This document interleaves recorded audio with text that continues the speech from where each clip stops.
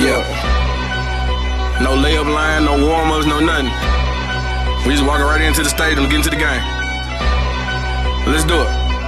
When the beat on, then it's on.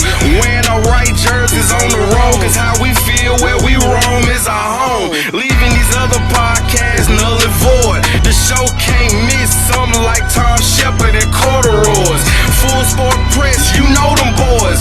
Jay run the point, lock for 3, and me, I crash the boards. Weezy told you that it's paid for.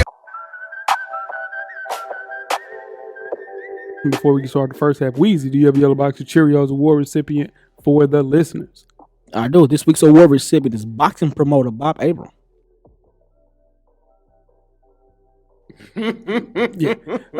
It's him and Terence Bud Crawford because he knew what he was signing up for. It is not a new accusation that Bob Arum top rank problems promoting African American fighters. Yes. This goes back several decades. Jeff is our boxing aficionado. Is that true, Jeff? Goes back to Ali. Okay. That's how far that goes back. Okay, that's a long time Bob ago. Arum, 90 years old. Come on. Yeah. So the validity of these claims can be debated because black fighters have been with Arum and their entire careers, and some profit, do well, stay forever, and some leave for greener pastures, right?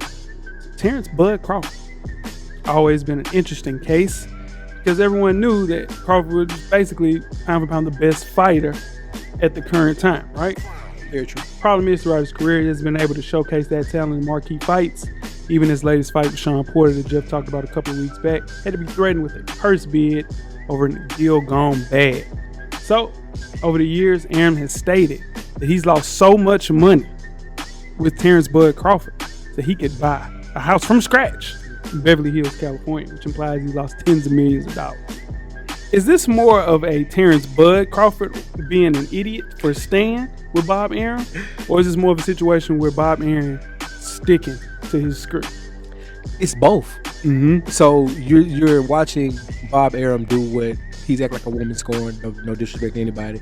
He's pulling the cards out. Now, mind you, but there's truth behind it. It's because Terence Bud Crawford is not a bigger household name as your Gervonta Davises or your Errol Spencers or your, of course, Canelo, right? Yep. He's not that big of a household name because his fighting style is not as flamboyant or flashy. And then he doesn't take the Florida approach where you hate him. So he's just a great fighter. Just a great fighter. Just but a great doesn't fighter. sell. He doesn't move the needle at all. So, But Bud could have left. He chose to stay.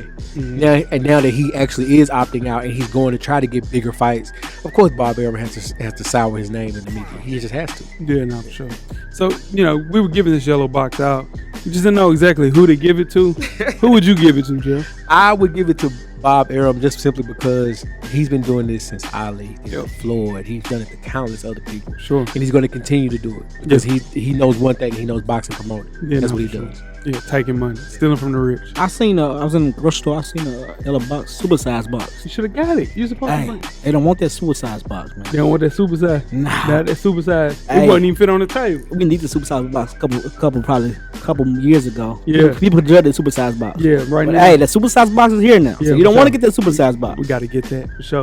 Get that out to him, Weezy, for sure. Have a conversation with Bob Arum for I sure. don't know if I can talk to him, but hey. We'll get that.